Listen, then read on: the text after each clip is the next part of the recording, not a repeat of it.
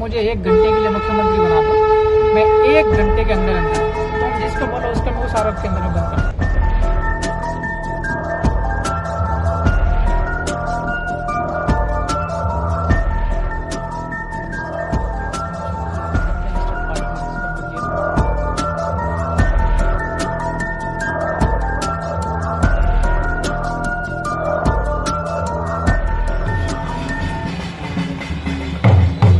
चलो उधर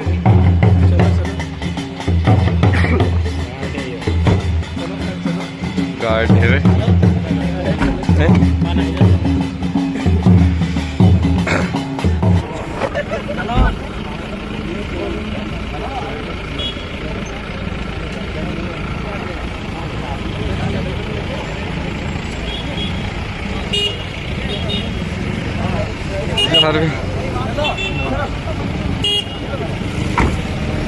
कहाँ है?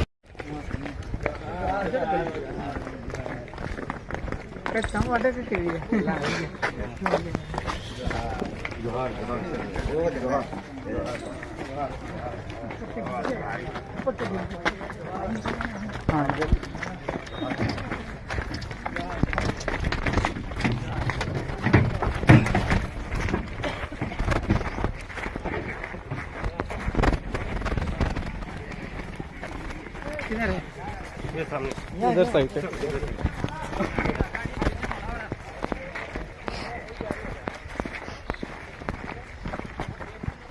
किस मोदी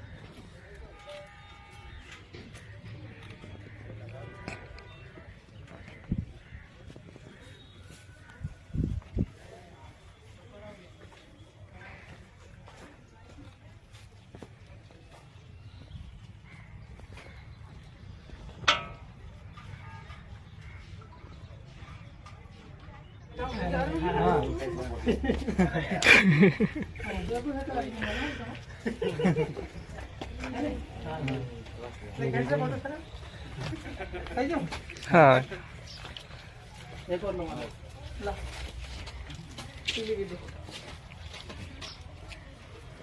काम करें हाँ फोटो ले लो ना यार, अभी लो फोटो। बहुत सी चीज़ें लगभग समान हैं जो उनकी लड़ाई थी उसको लेकर के चल रहे हैं। नई पीढ़ी नई ज़माने की भी कुछ समस्याएं हैं नौजवान की, उनको भी लेकर के हम लोग काम कर रहे हैं। और रहा सवाल मामा जी का, तो प्रचार के दौरान मामा जी मेरे साथ में थे पूरी तरीके से। इसके अलावा और भी जितने भी कुदरती शक्ति मुद्दा था वो पहली ही बार में मैंने पहले ही दिन में उठाया, क्योंकि हमारी लड़ाई ही इस वाले इलाके की वही है भील प्रदेश। अगर ये अलग स्टेट बन जाता है तो बहुत समस्याओं का समाधान हो जाएगा और बिल्कुल संवैधानिक तरीके से कानूनी तरीके से हम लोग मांग कर रहे हैं और हमें पूरा भरोसा है भील प्रदेश राज्य बहुत जल्द बनेगा। ये मामा जी को भारत रत्न देने के लिए भी मांग उठ रही, इस बारे में क्या कहेंगे आप? देना चाहिए, वो बिल्कुल देना ही चाहिए। मेरे ख्याल से मैं पढ़ने वाला व्यक्ति हूँ और मैंने बहुत महापुरुषों के बारे में पढ़ा है, इनकी जीवनी कथाएं आत्मकथाएं। तो मामा जी का जितना संघर्ष था माँ बालेश्वर दयाल का, उतना संघर्ष मेरे ख्याल से किसी और महापुरुष का नहीं रहा है। चाहे वो दक्षिण पंथ की राजनीति हो या वाम पंथ की राजनीति हो, इनके इतना संघर्ष किसी और ने नहीं किया है। बहुत लोगों को वो दिए हैं भारत रत्न, हम उनका भी सम्मान करते हैं जिनको दिया उनको, और जिन्हें नहीं दिया गया उनको भी हम लोग मांग करते हैं बाबा बालेश्वर दयाल हमारे समाज के लिए और हमारे इस भील प्रदेश के इलाके के लिए बहुत संघर्ष किया, गरीब तबके को ऊंचा उठाने के लिए, जागरूक करने के लिए, जल जंगल ज़मीन की लड़ाई के लिए लगातार संघर्ष करे हैं। इनको भारत रत्न पुरस्कार मिलना ही चाहिए, मांग करते हैं पुरजोर तरीके से। सर दूसरा एक ये है कि भारतीय जनता पार्टी ने मध्य प्रदेश में पैसा एक्ट कानून लागू कर दिया है। वो पैसा एक्ट कानून धरातल पर कितना आपको नज़र आ रहा है और उसमें क्या खामियां हैं? थोड़ा बहुत तो है। देखो पहले जो है वो इसको सब लोग भूल गए थे। मेरे ख्याल से पुराना कानून है, 1996 में है, जब दिलीप सिंह जी भूरिया वर्गीय कौन कौन लोग थे तब बना था। बहुत पुराना कानून है ये। और ये भी डॉक्टर हीरालाल राव, भले वो कांग्रेस पार्टी की हैं, लेकिन आदिवासियों की बात उनने भी रखी थी। और आदिवासी के जो जयस से जय आदिवासी युवा संगठन शक्ति जो भी कहो, आदिवासी पढ़े लिखे लोगों ने बहुत संघर्षात्मक तरीके से लगातार आवाज़ें उठाई थी। तो जो है वो बीजेपी की सरकार ने तत्कालीन सिंह जो सीएम साहब थे शिवराज सिंह जी चौहान, उनके नेतृत्व में मध्य प्रदेश में पैसा कानून के तहत नियम बने थे। कहीं कहीं थोड़े बहुत चीज़ें हो रही हैं और बहुत कुछ चीज़ें बाकी हैं जिन्हें हम लोग करेंगे। मैं विधानसभा के अंदर में ये सब चीज़ें मांग करूँगा और फिर से दोबारा से हम नियम बनवाएंगे और सही तरीके से लागू करवाएंगे पैसा कानून को। गाँव के लोगों की समस्याओं का समाधान गाँव के अंदर ही होना चाहिए, ये मूल उद्देश्य है उस कानून का। सर एक सबसे बड़ा एक प्रश्न है हमारा कि आने वाले समय में लोकसभा आने वाला क्षेत्र, क्या भूमिका रहेगी बीटीपी? मैं पहले भी 2-4 बार कह चुका हूँ, बीटीपी नहीं है यहाँ पर। बीटीपी खत्म हो गई। पार्टी जरूर यहाँ पर पहले थी और हमारे सामने भी लड़े थे, 600 वोट आए थे बीटीपी के। कुछ नहीं बीटीपी का रोल यहाँ पे। मेरे सामने मेरे खिलाफ भी बीटीपी लड़ा था, 600 वोट आया था। आपका क्या रोल रहेगा सर लोकसभा के? हम तो साहब जय संगठन हमारा चलता है और उसी के लिए मैं दौरा कर रहा हूँ पूरे इस इलाके में, पूरे पश्चिमी एमपी में तो कर रहा हूँ, पूरे इलाके में घूम रहा हूँ। रतलाम, झाबुआ, अलीराजपुर, मतलब ये धार और बड़वानी, खरगोन, खंडवा, उधर भी मैं जाऊँगा। और 5-7 दिन पहले विधानसभा लगी थी 18 को, 17 तारीख को मैं सिवनी के अंदर में था, जबलपुर के पास में, बोहला गोंडवाना के इलाका, वहाँ भी हम लोग काम कर रहे हैं। तो मतलब जैसे लोकसभा में पूरी जोर से उतरेगा। हाँ, अभी हम लोग वही बातचीत करेंगे। हमारा जो है, हमारा अनरजिस्टर्ड पार्टी है जिसको हम लोग जेएस कहते हैं। बहुत लोगों के मतभेद भी कहते हैं, बहुत लोगों के मतभेद भी है कि ये सामाजिक संगठन है। तो हम क्या किए थे कि इस बार हम लोग भारत आदिवासी पार्टी नाम की, बीएपी नाम की एक पार्टी है, उसके टिकट पर मैं चुनाव लड़ा था और जीता हूँ। तो हमारे लोग पूरी कोशिश रहेगी जेएस भारत आदिवासी पार्टी का संयुक्त उम्मीदवार रहे।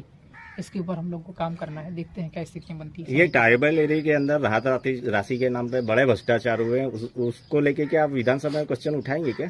मैंने करीब 12 पॉइंट बनाए थे विधानसभा में जब मेरी बोलने की बारी आई थी विधानसभा के अंदर में, परसों के दिन में जब मैं वहाँ था। तो समय कम था, मैं नया विधायक था, नया सदस्य था। मैं केवल 3 बातें वहाँ रख पाया था, फिर मेरा समय खत्म हो चुका था। एक भील प्रदेश की बात रखी थी मैंने, और 2 आदिवासियों की ज़मीनें जो है वो कॉर्पोरेट को दी जाती, 2 वो बात रखी थी मैंने। और तीसरी बात आदिवासी इलाके में शराबबंदी के ऊपर में, शराब की दुकानें बंद करने के ऊपर मैंने बात रखी थी। और चौथी बात मेरी थी, मैं भ्रष्टाचार के ऊपर बात रखूँ। आदिवासी इलाके के अंदर में जितनी भी जन कल्याणकारी योजनाएं होती, उनका जो भी रुपया रहता, सब राम का पैसा शाम के खाते के नाम से निकाल के खा जाते हैं और काम करते नहीं निर्माण कार्य। और वो जो सीसी नाम का चीज़ होता, कंप्लीशन सर्टिफिकेट, पूर्णता प्रमाण पत्र, वो जारी कर दिया जाता। बहुत बड़े स्तर पर आदिवासी इलाके में बदमाशी की जाती है, जिसको भ्रष्टाचार कहते हैं आपकी भाषा में। इसके ऊपर भी हम लोग काम करेंगे भ्रष्टाचार खत्म करने के लिए। विधानसभा के अंदर भी आवाज़ उठाने वाला था, समय नहीं मिला। अगली बार जरूर भ्रष्टाचार के ऊपर आवाज़ उठाई जाएगी।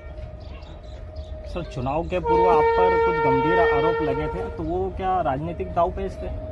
कौन से आरोप बताएंगे आप पर? जैसे कि बलात्कार के आरोप लगे थे, उस पर क्या कहना? आप मुझे 1 घंटे के लिए मुख्यमंत्री बना दो, मैं 1 घंटे के अंदर तुम जिसको बोलो उसको मैं उस आरोप के अंदर में बंद कर सकता हूँ। यह राजनीतिक दुर्भावना